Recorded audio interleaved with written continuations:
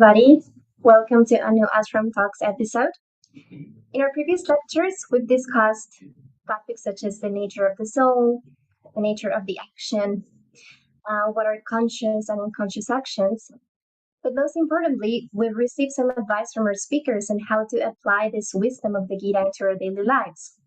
For example, we've discussed how to offer our activities with love to the divine, or we've seen some questions we can reflect on to get to know ourselves a little bit deeper. And this topic is crucial to walk through the spiritual path because we need to know who we are and we need to know where we are in order to move forward. And in the same order of ideas, today we're going to discuss how to live in harmony with our own nature. And for this purpose, I'd like to welcome Abhimanyu, who's going to guide us through today's discussion. Welcome, Abhimanyu. Thanks so much for taking the time. It's always a pleasure to have you here in Ashram Talks. Thank you so much for introducing the topic, Subhadra Dasi. It's always a privilege for me to be able to share whatever I've learned from the Gita, and every time I study it, I gain something new. That is something throughout my spiritual journey. When I've talked with various senior members of the Krishna consciousness movement, the Bhakti Yoga movement, many of them, even though they've been practicing for many decades and and have read many esoteric scriptures, they always say that they read the Bhagavad Gita as it is by Srila Prabhupada again and again and again, and they still find new things. And so this spiritual knowledge, it's ever fresh. Even if we read it 100 times before, if we read it 101, we'll find something new that we didn't find before. So it's a very precious gift that Krishna and Arjuna gave to us some 5,000 odd years ago. And I'm just very grateful that I get to be part of the echo of this transcendental knowledge.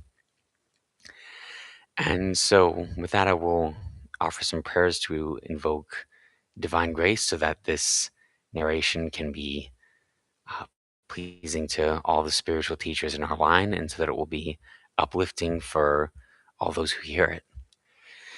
Vandeham Shri Guru Shri Yuta Parakamalam Shri Gurun Vaishnavangscha Shri Rupam Sagajatam Sahagana Raghunathanvitam Tang Sajivam Sarvaitam Savadhutam Parijana Sahitam Krishna Chaitanya Devam Shri Radha Krishna Padan Sahagana Lalita Shri Vishakanvitangscha Om Ajnana Timirandasya Gyananjana Shalakaya Chakshurun Militang Yena Tasmai Shri Gurave Namaham Vanchakalpatarubhyascha kripa sindhubhya cha patitanang pavanebhyo vaishnavebhyo namo namaha. Jaya Shri Krishna Chaitanya Prabhu Nityananda Shri Advaita Gadadhar Srivasadi Gaura Bhaktavinda. Hare Krishna Krishna Krishna Hare Hare Hare Rama Rama Rama Hare Hare. All right, and so today we are talking from the third chapter of the Bhagavad Gita, all about karma yoga. And Krishna, if we can bring up the verse.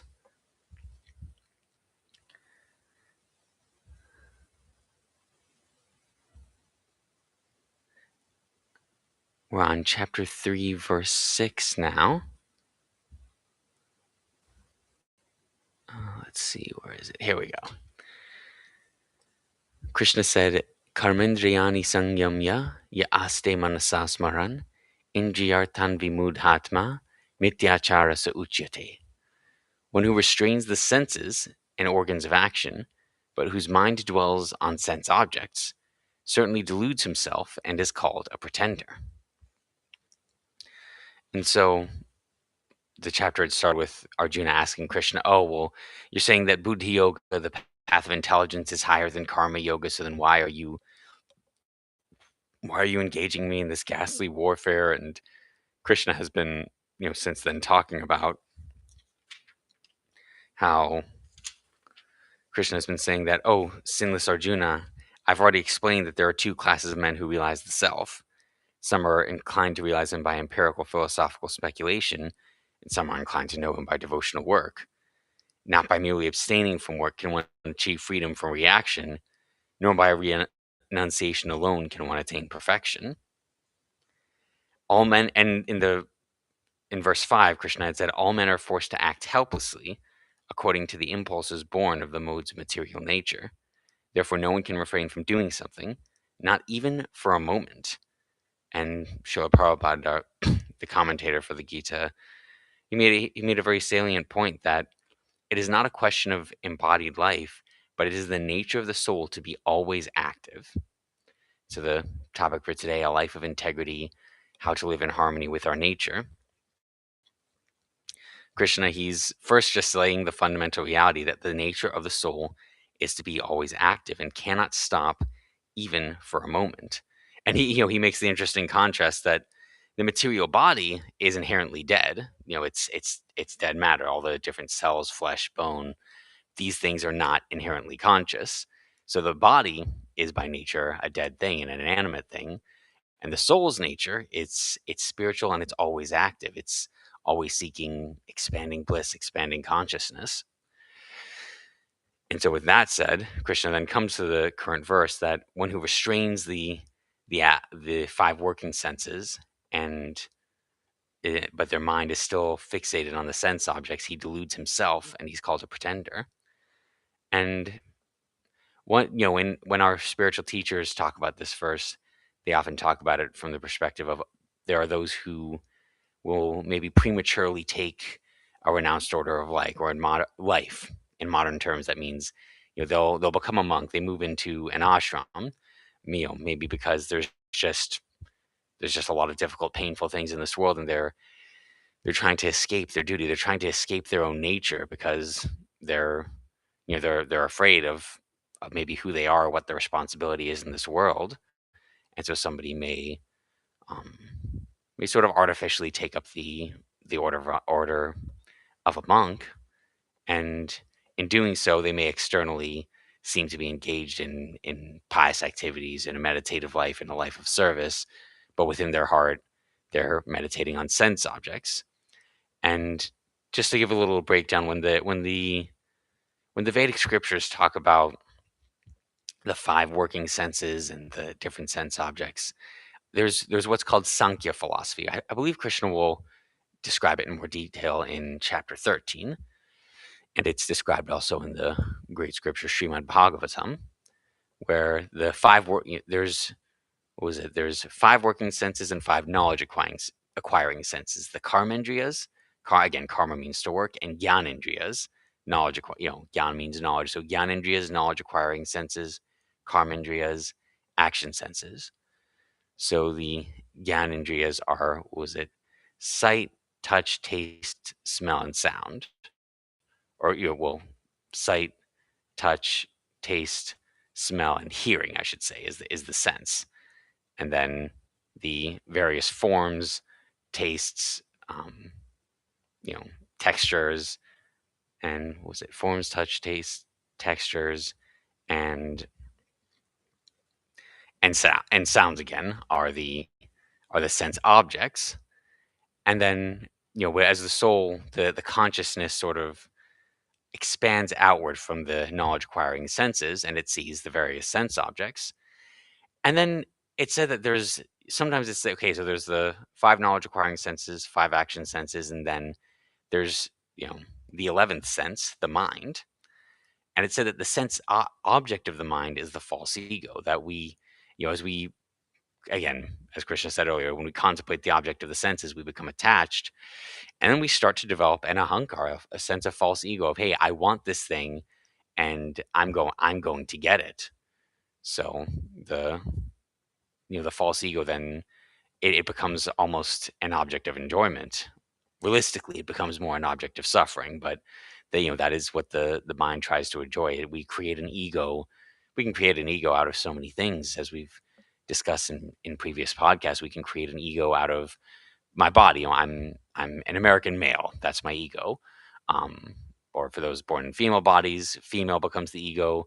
Nationality can become the ego. Race, class, social status, the amount of wealth one has, the amount of education one has. These can all be sources of ego.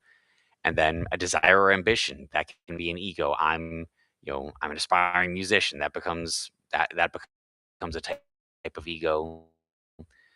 And sometimes we can even build an ego out of suffering, that, well, I've just got it so hard. In pop culture or in modern psychology, we refer to it as the victim mentality, that we can develop a whole identity based on our suffering and the bad things that have happened to us.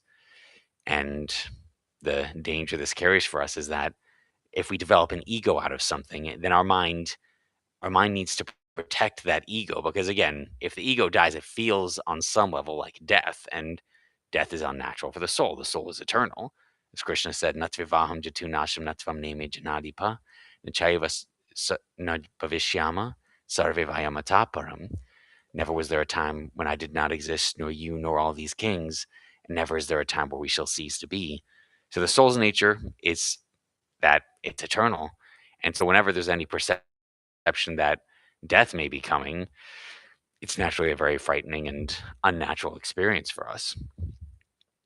And so yeah, when we built an ego out of all of these false designations, built an ego out of our body, our gender, our nationality, our race, our amount of wealth, our amount of education, or even our amount of suffering, then our mind figures out, okay, well, how do I protect this ego? And so our mind can then keep us spinning on really negative narratives. And ultimately this focus on the ego, it takes us out of touch with who we are as spirit souls, as simple conscious beings that are by nature peaceful and happy, and that are by nature wanting to give love and wanting to experience love. And so as the mind gets lost in these false egos, the consciousness of the mind spreads through the knowledge acquiring senses. And then once we contemplate the object of the senses, we develop a desire to attain them. Then there are, to the topic of today, the karmendriyas. And Krishna, even in the Sanskrit, he mentioned it says karmendriya samyamya, that by the yogi is restraining the karmendriyas, the five action, the the five working senses. And so those are the senses of acquisition, the hands. So I acquire things with my hands. There's the sense of speech, speaking what's on my mind. Then there's the sense of motion, so basically my feet, that allows me to move from one place to another. And then there are the genitals and the rectum, basically the senses of procreation and the senses of evacuation. So these are the five working sense organs that enable us to acquire the things that we are looking for in this world. And so Krishna is talking about, one who restrains these organs, that, maybe, they restrain, they might externally appear to be silent, and they're not using the hands to acquire anything that's deemed as maybe, sinful or unhealthy according to the Vedic paradigm. They may be, sitting in one place, not moving around. And Srila Prabhupada talks in the purport about that, how there are a lot of pretenders. They refuse to work in Krishna consciousness, but they make a show of meditation while actually dwelling within the mind upon sense enjoyment. And that such persons, ultimately, they can be called the greatest cheaters, even though they sometimes speak of high philosophy to delude innocent people, or maybe even to delude themselves. Ultimately, Srila Prabhupada makes an interesting statement that such a pretender's knowledge has no value, because the effect of such a sinful man's knowledge are taken away by the illusory energy of the Lord. And just I've read this before, but it just caught my eye when I read that this time. And he ends the purport saying, "Such a pretender's mind is always impure, and therefore his show of yogic meditation has no value whatsoever." And so, what does it mean to say that it's that the man is sinful, that the that his mind is impure? Ultimately, a pure mind or a pure consciousness, when we're really when we're really living in integrity, when we're really aligned, when our mind, our body, our speech all are in a straight line, so to speak, then our consciousness is naturally clear. We naturally have a sense of peace and happiness. Whereas somebody who's internally meditating on the things they want to enjoy, but externally restraining themselves, they're not likely to be satisfied. They're not even likely to sleep well. And so then one may ask, well, if it should be a simple thing. It's in my nature to have a certain type of work. Maybe it's in your nature to work in a type of certain type of career. In Arjuna's case, his nature was as a kshatriya, as a warrior and a ruler, or at least an assistant to his brother, who was the emperor. And so theoretically, it should be simple, right? Well, if it's my nature, I should just kind of, without even having to think too hard about it, it should be natural for me to act in accordance with my nature. So why does it sometimes become so difficult for us to act in accordance with our nature? Why is Arjuna even struggling here? Why would what on earth would even make us inclined to act out of our nature or in accordance with someone else's nature? And so there are you know there are a myriad of reasons that could distract us from our nature. I know even my choice of the title, Living in Integrity, How to Live in Harmony with Our Nature, a lot of it comes from a book called The Way of Integrity by Martha Beck. It's a favorite of mine. And the author talks about the difference between culture and nature. And her her definition of well, also, her definition of integrity itself, it's not a moral definition of integrity, but it's more, she calls it structural integrity, that just says, if a plane is in structural integrity, it flies smoothly and safely. But if there's anything off of the structural integrity, if any of the bolts are loosened, if you know any of the electronic equipment is malfunctioning, then it becomes a big safety hazard, and the plane doesn't fly well. And so that's why she makes the point that if we're when we get on a plane, we're going to go somewhere, and the pilot announces, oh, we're having some technical difficulties, it's going to be another half hour. Everyone on the plane kind of groans and grumbles, and then they they essentially let go of their complaints, and they just wait, because ultimately, as inconvenient as it is to be delayed, nobody wants to take the risk of the technical difficulties going unfixed. Everyone wants to make sure the plane flies safely, and so they wait until the plane comes back to structural integrity, until it comes back to what's naturally most functional for it, so that it can fly smoothly. And so she uses the word integrity just in that sense of what fundamentally works with our nature. And then she distinguishes our nature from our culture, that our nature is just our inborn tendency. What, when we do something, it just naturally brings us peace and happiness. When we think in a certain way, it just naturally, I could say, brings us peace and happiness, or even maybe more accurately, just allows the natural peace and happiness of the soul to come to the surface. Because again, the soul is Satchidananda. The soul is by nature eternal. It's full of knowledge and consciousness, and it's full of bliss. That is the very nature of the soul, where we are parts of Krishna, and he is the embodiment of absolute bliss. And so, as parts of him, it's only natural that we inherit that quality. And it's only the more we get distracted in our false egos, the farther and farther we get away from our soul's own peaceful and happy nature. And so, yeah, our nature is just, whatever we find ourselves yearning for, whatever we find ourselves just smoothly and naturally doing, that's our nature. And then our culture, which again is the basic thing that tends to distract us from our nature. Our culture is all the external messages we get about who we are, who we're supposed to be, what's supposed to make us happy, what we're supposed to look like, what kind of career we're supposed to have, what kind of money we need in order to be happy. The list goes on, but basically it's just all the cultural messaging we get about how things should and shouldn't be, how we should and shouldn't be. And so, it's not to say that culture has no value. Again, there are things that distinguish the human species from animal species. And so, there's a lot of guiding cultural principles. Sometimes, Srila Prabhupada will talk about you know, the culture of divine knowledge. And so, there is a spiritual culture that we attempt to cultivate.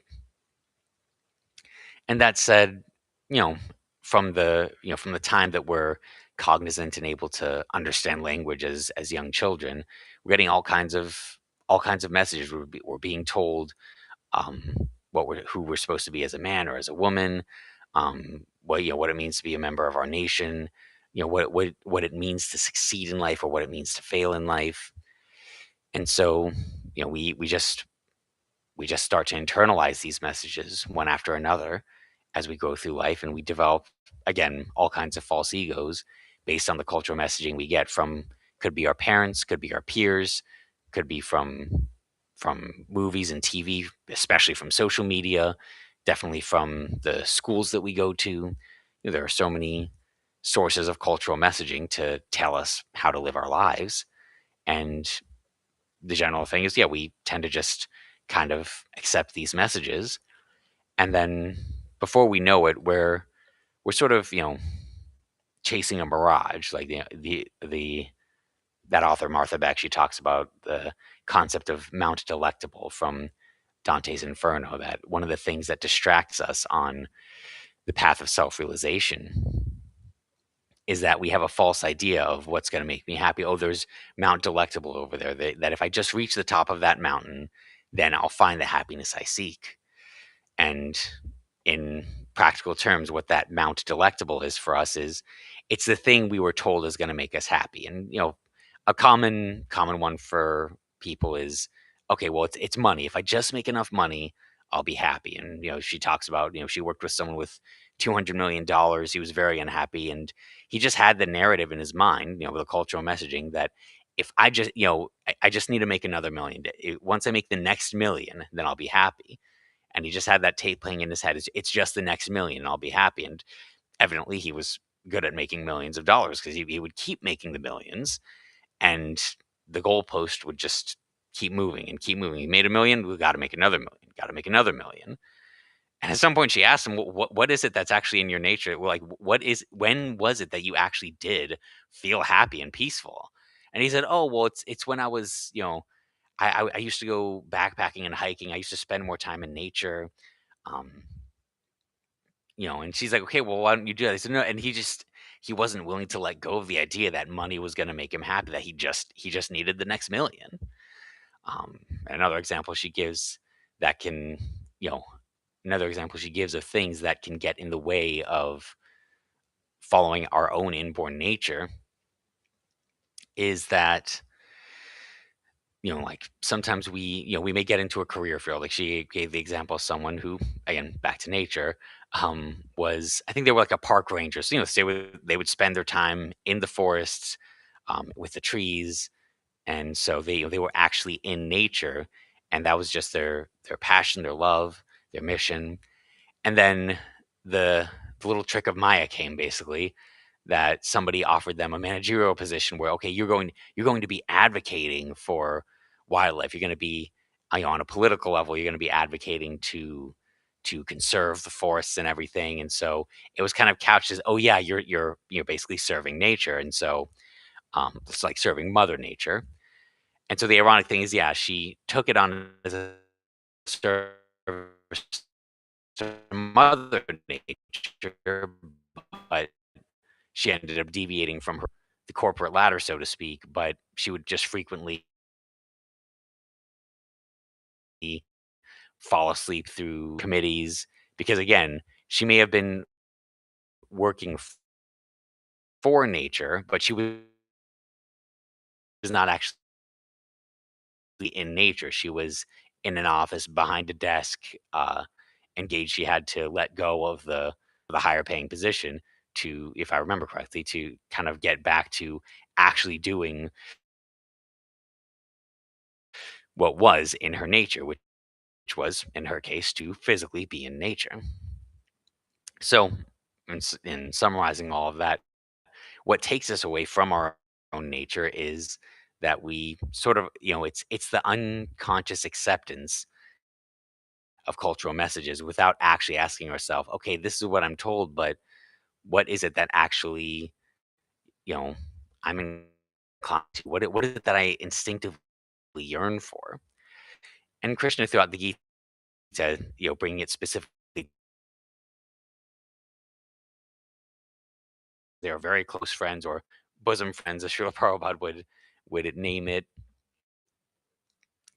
And so, Sri Krishna, he's calling his friend out, saying that, well, hey, if one who restrains the senses and organs of action, but whose mind dwells on sense objects, certainly deludes himself and is called a pretender. So he's saying, my dear friend Arjuna, don't be a pretender.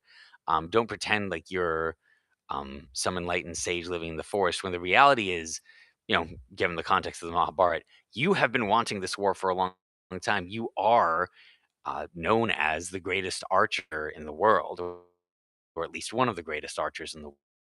You're known for combat. Ultimately, it is within your nature to fight, and and if you were to try and avoid the fight, you would end up fighting with someone else. If you're in the forest, you'd probably end up fighting with wild animals or something like that, or fighting with some hunters or dacoits. Your nature would drive you. You know.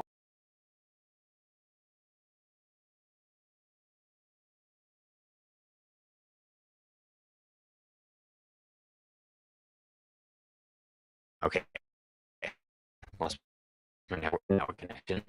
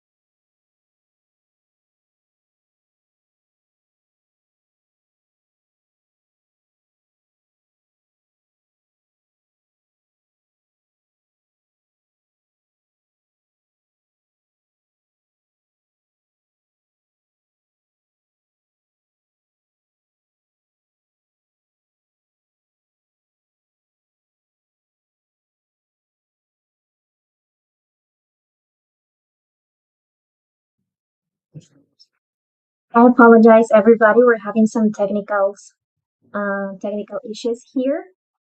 Abhimanyu just got disengaged from the session, so I think we can wait a few minutes for him to see if he comes back.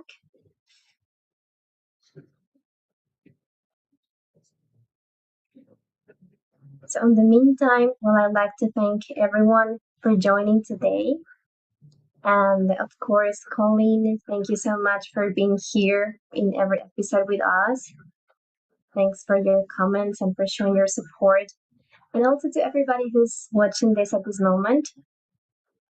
As a reminder, we have sessions on Monday and Thursday. Oh, here's Abhimanyu back.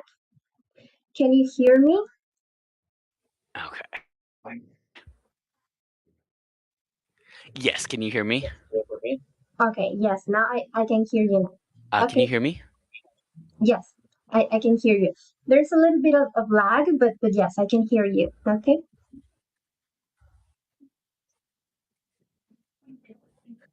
Okay. Okay. Okay. I guess then we can continue All right. then. Shall I?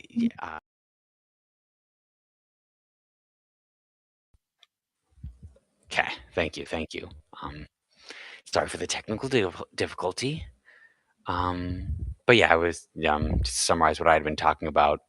Krishna is explaining that if we try to avoid working according to our nature will, like for Arjuna's case, if he avoided the war, he would end up finding someone else or something else to fight with, even a wild animal in the jungle or something, because his nature was that of a warrior. And so Arjuna was avoiding his nature because of the social implications. He'd have to his grandfather, his guru, so many father-like figures, so many people who were like brothers, like sons to him, dear friends.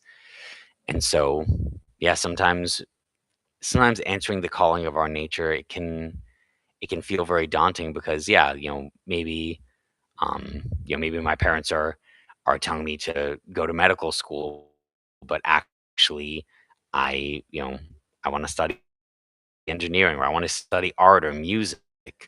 Um, and and yeah, if I go down these paths, then a lot of people are going to disapprove of me. And once it's a lot of the disapproval from family and relatives because we're not doing what they think we're supposed to be doing. And so sometimes we, out of fear of the disapproval of friends, family, of society, we try to avoid our own nature. Okay, well, I'll just go to medical school, be a doctor. It'll be the best job security. Um, and then you definitely get stories of people who make it very far in medical school just to at the end say, you know what, this was never truly my desire, but out of fear and obedience, I gave into it. And so yeah, sometimes people will quit medical school in final semesters to start actually what they want, to start truly answering, you know, the yearning that's within their heart, not the yearning, not the desires that someone else put in their head. Oh, hey, you should want this. Okay, I want it. Um, Generally desires that are born from our nature, they're usually a lot simpler and they tend to bring more of a sense of peace. So it's yeah, it's our responsibility to really introspect and get in touch with what our nature is, with what we truly yearn for in our heart, and with what truly naturally brings us a sense of peace and happiness. So, with that, I will stop there for today. If there are any questions or comments, I will be glad to take them.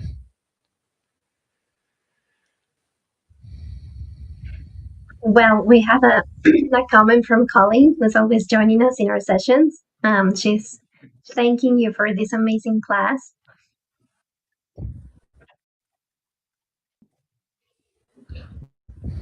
And well, I'd like to Yeah, ask Colleen, you. thank you as always. Thank you so much for participating here.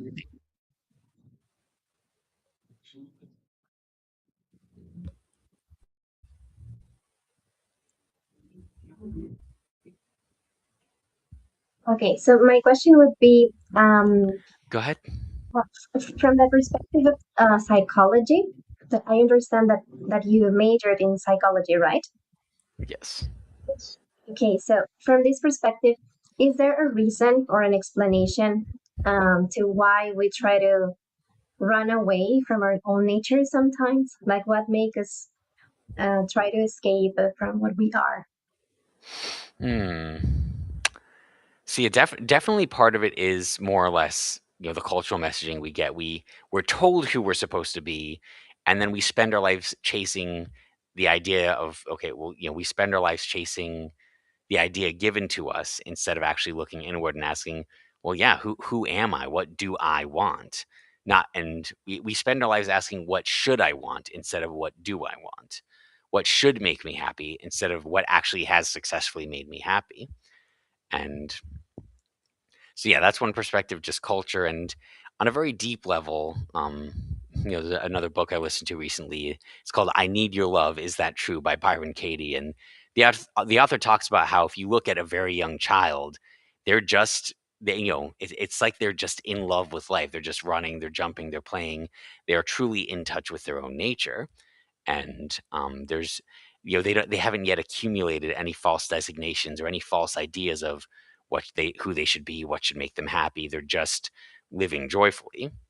And then sometime in the early childhood years, their attention shifts from you know just living joyfully to, they may be doing the same kind of playful behaviors, but now that famous phrase comes, look what I can do, look what I can do. They're trying to impress their friends on the playground. They're looking, the assumption comes, hey, I need someone else's approval in order for me to be happy. And so the assumption, I need your love, I need your approval, blocks the perception of the love that's already there, and it blocks us from approving of our own nature. And so then we start looking for others. And again, it could be the same behaviors, but the mentality has shifted from simple-hearted joy to look what I can do, and that follows us through our adulthood, where we're, you know, and unfortunately, it often devolves further where no now we're not even doing the same behaviors. Now we're not even doing the things that instinctively make us happy. Now we've changed our behavior altogether to try and see if we'll get approved of. And the ironic thing is, the farther we stray from our nature, the less likely it becomes that anyone will approve of us because we've already rejected ourselves. We haven't even shown ourselves enough for anyone to approve of us because we've already, by the assumption that I need someone else's approval, I'm depriving myself of approval. By the assumption that I need love from someone else, I'm blinding myself to the experience of love that's just inherent in my own being as a soul. So, yeah, those are some of the basic reasons. There's the external messages coming from society, and then there's just that sort of internal tendency to assume that I need someone else's love and approval, and those all drive us away from the awareness of happiness and love that's inherent in our spiritual being. It's a really interesting point what you said, that as if we reject ourselves, that purpose of getting accepted by others, it's never going to happen. And it's like, ironically, that's where we're trying to do, but it's not going to happen. It's going to be the opposite, I guess. But I think it's difficult to remain true to our nature, especially nowadays, because there's a lot of noise. As you said, culture has great influence in the way we perceive ourselves.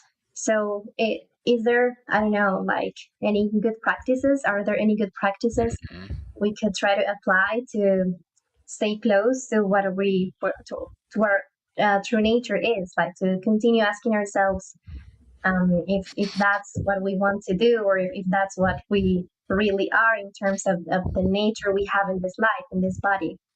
Hmm.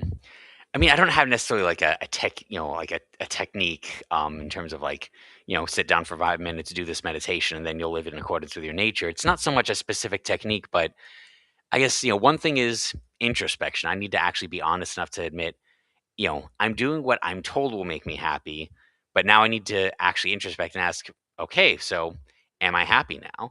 As I progress towards this thing, as I envision my future, say with this degree path that I'm told should be a good one for me, how do I feel as I progress to it? Like, honestly, when I think about it, do I feel more of a sense of peace or do I feel a sense of dread? So part of it is, you know, introspection that I have to be honest enough about my experience to own, well, what is it that I want?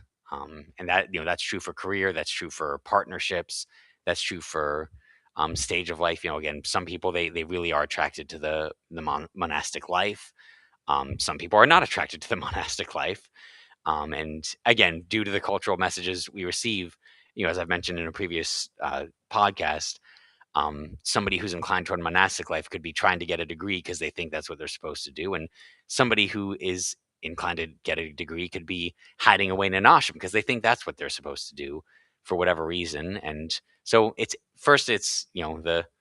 the technique, if you will, although it's not really a technique, is to be introspective and honest with ourselves. The danger Krishna is talking about is when we delude ourselves.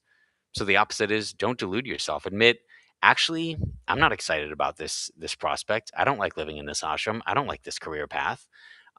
Sometimes it's just being honest enough to admit, actually, I'm totally lost right now. Let me at least start with that much truth that I don't know what I want yet. I'm so confused with all that I'm told I'm supposed to want, and I haven't even asked myself deeply, what do I want for my life? I haven't even thought about what really has instinctively brought me happiness. And then the next, so step one is introspection, and step two is courage, which means even if I'm afraid of something or I'm afraid to take action, I still take action anyways because I know it's important to me. So it's not fearlessness. Fearlessness would mean I'm not afraid at all, but courage means I am afraid and I act in spite of that fear. I act in spite of that fear because I know that this is important to me. So basically it's introspection and courage, in to put it in two words. And that is, that's what's required for us to actually live in our nature. I was also thinking that, and sometimes there's like a social pressure, maybe from parents, or it's also related to association, who you hang out with. But those people have great influence on the person. So maybe would it be necessary sometimes to, I don't know, put a limit to those relationships or give up some other relationships in order to remain true to our own nature? Broadly speaking, I mean, there may be circumstances where we become distant from certain people as we pursue our nature. Again, if you know, if your parents really wanted you on a career path and you wanted a different career path, or you want the monastic life, oh, I mean, hopefully it wouldn't have to be a complete no contact kind of thing, but at least initially, you might have to be ready to face the disappointment of some people who, you know, they had a different blueprint for how your life was supposed to go, and you didn't follow their blueprint. So, in facing the disapproval of others, there may be some emotional distance that takes place. Um, you know, in more extreme circumstances, if you have got, maybe you grew up in bad association where there's more criminal activity and you decide, okay, like this isn't the life I want for myself, then they say you can know a man by his company. There may be more extreme circumstances where one actually does have to let go of certain friendships or relationships in order to pursue what actually feels in touch with one's calling. Obviously, when it comes to partnerships, potentially going towards marriage, so sometimes a person's nature may you know may kind of drive them. Say, okay, well, people are telling me I should want this person, but actually, the way we deal with each other, um, the way we feel, even the values we actually have, if I'm being honest with my own values, they don't align, and so sometimes one may end one relationship and pursue another. Or again, if they're inclined toward monastic life, they may stop pursuing relationships altogether. So there are certain then naturally there are certain circumstances where one may need to change one's association altogether. Um, so it's possible, and ultimately more important than just shifting around who we associate with. It's I have to have the strength, the conviction within myself to ask, okay, well, first of all, what do I want? And people can tell me what they think would be good for me, but they cannot possibly tell me what I want. And so I have to have the consciousness and the will to to take responsibility for my own nature and desires, and not hide from them, not pawn them off on someone else. Well, thank you so much, Abhimanyu. That made me think of another question, but I think maybe we could discuss it on our next session. Because it's like, what if what we want is not actually beneficial for us, and Ah, how can we connect that with the fact that in this path we're encouraged to follow instructions from a spiritual master? But maybe mm, this is like a bit too long, so maybe for our next session we could dive a little bit into that. yeah, it sounds good. Okay, well, thank you so much for your time. I think this was another amazing topic, and we received great insights from you. I think this is one of the most important things to know who we are, what do we want, in order to be honest in our spiritual path. So, thanks so much once again for joining us, and I hope you have a great rest of the week. Thank you so much. And thanks so much to our listeners for joining us. I hope you enjoyed the conversation. I hope you enjoyed the episode. And I invite you to catch up our next episodes on Monday, 7:30 p.m. and Thursday, 8 a.m. EST. Also, follow us at Ashram Talks ENG to take out the class schedule of the month. And if you have any comments or questions, please feel free to drop them in the comments on YouTube or DM us or Instagram. We'll be more than happy to ask our speakers to answer to your concerns. Thanks so much once again to everybody, and see you on our next session of Ashram Talks on Monday. Goodbye.